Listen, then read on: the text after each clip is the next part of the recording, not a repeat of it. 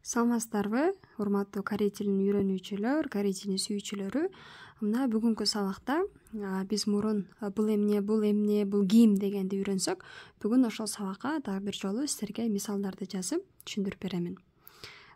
Комментарийде көбү менин инстаграмымды сурап жаткан болсоңуздар, дайыма ар бир видеонун астында ссылкасын калтырып кетем. Менин инстаграмдын адресин дагы калтырып кетем. Ошол жактан мага кайрылсаңыздар болот. Менин атым Гүлзар. Бул жерде мен корей тилинен 0дон башталган сабактарды берип жатамын. Биз менен чогуу корей тилин үйрөнүңүздөр. Мына бүгүнкү сабакта келиңиздер андан баштайлык. Мен азыр китептеги мисал менен силерге жазып чыктым. Өткөн сабакта бул эмне, бул кийим деген суроо. Бир кайталап өтөйлүк. Чонун, чо мен деген, нын мүчөсүн бүгүн түшүндүрүп берем. Каносае요. Мен медайыммын. Каноса, са медайым, е요 мын деген мүчө, медайыммын, медсестрамын. Чо бул сылык формасы, на сылык эмес, мен деген сөздүн эле сылык эмес формасы. Наны 요리사예요. 요리사 бул ашпозчу, повар, е요 мын, нанын 요리사예요. Ушул чоны нанындын ордуна эжем, апам, байкем, таэжем, иним, неберем, чөбөрөм деп коюп кетерсиңер болот. Бул жак өзгөрбөйт. Её же иеё эле өзгөрөт. Кыргыз тилинде өзгөрөт. Мен медайыммын, сен медайымсың, алар медайымдар, биз медайымбыз болуп өзгөрөт. Корей тилине эң оңой. Бул жак мүчө эч качан өзгөрбөйт. Көптүккө дагы, жеке санга дагы кете берет. 저는 학교 선생이에요. мен мектеп мугалимимин. 아빠는 атам дейт. 아빠는 건축가예요. 건축가 архитектор. 건축가예요. 언니는 эжем, кыздар айтат, кыздар эжесин 언니 деп айтат. 언니는 간호사예요. медайым. Эми ыннын мүчөсүн неге колдонобуз? Кыргыз тилине салыштырып бере турган мисал жок. Анткени бизде кыргыз тилде мындай бизге сөзгө ата точко улай турган бизде грамматика жок.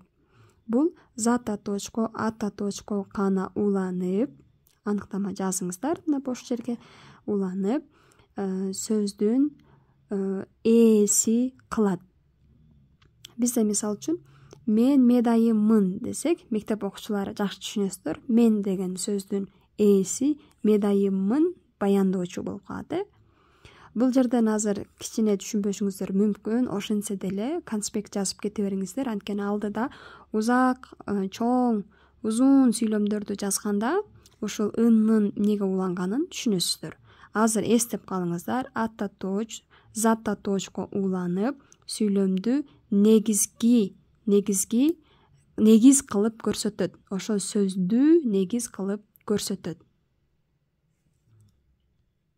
Азыр аныктама жазып алыңыздар. Зата точко жана ата точко уланып, ошол сөздү сүйлөмдүн главные, негизи кылып көрсөтөт.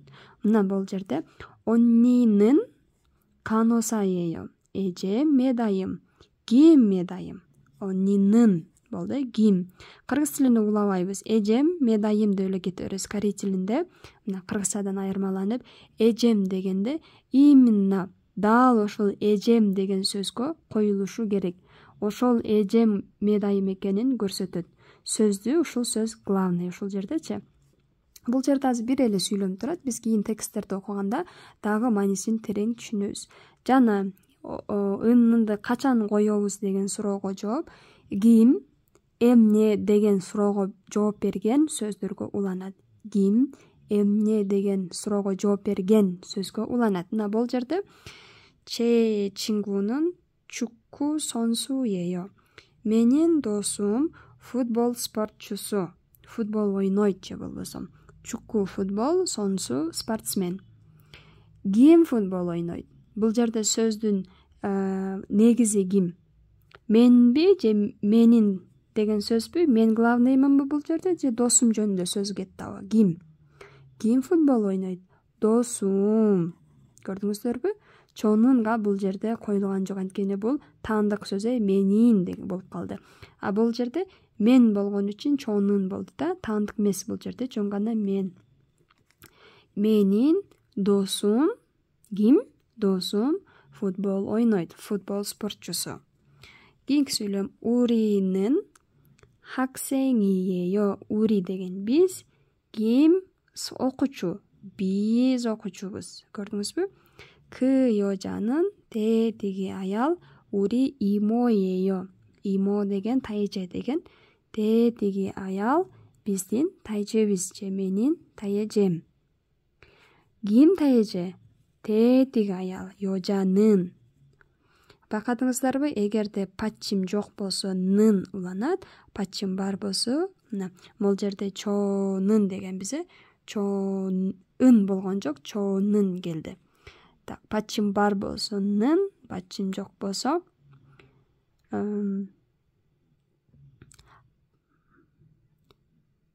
пачим бар болсо чонун, нын, пачим бар болсо ын уланат. Ын. Азыр дагы көргөзөм ын келген мисалдарды. Мына ури деген сөздө пачим жок, 여자 деген сөздө пачим жок, ошондуктан нын уланып эле келатат. Чо намжанын 대디기 эркек же эркек киши 우리 형이에요. 형 деген байке, балдар айтат, балдар байкесин 형 деп айтат. 대디기 эркек бала же киши менин байкем. Ким сенин байкең? Тетиги эркек, 여자 намжанын уланды да. Азыр дагы мисалдарды көргөзөм. Бул жерде кыскача диалог бар, караңыздар. 저는 아이다예요. мен 아이다мын. Ким 아이다? мен. Ким деген суроого жооп берет. Ажамат киргиз 사람이에요. Үйрөткөн менен иеёго эгер суроо белгисин коюп, кичине тон ёго көтөрүп койсоңор, тонду суроо белгисинде болуп калат. Азамат киргиз 사람이에요. Азамат кыргызбы? Саша деген ат. Саша шини жазып алыңыздар. Бул айым же мырза деп которулат. Бирөөгө сылык түрдө колдон кайрылып атсаңыз, атынан айтпай, атын эле жалгыз айтпастан, мисалы үчүн Азамат мырза, айда айым десеңиз, Саша деп колдоно беребиз да, любойуна кете берет, балага, кызга деле. Саша мырза, Саша Украина 사람이에요? Саша украинецпи же украиналыкпы? 아니요, жок дейт. Россия 사람이에요. Жок, ал россиялык же ал орус адам. Таня ныньо, ушуну жазып алыңыздар. Ныньо деген мүчө, чи деген мүчө, а Таня чи деген мүчө да. Ныньо. Эгерде пачим бар болсо, ыньо болот. ыньо.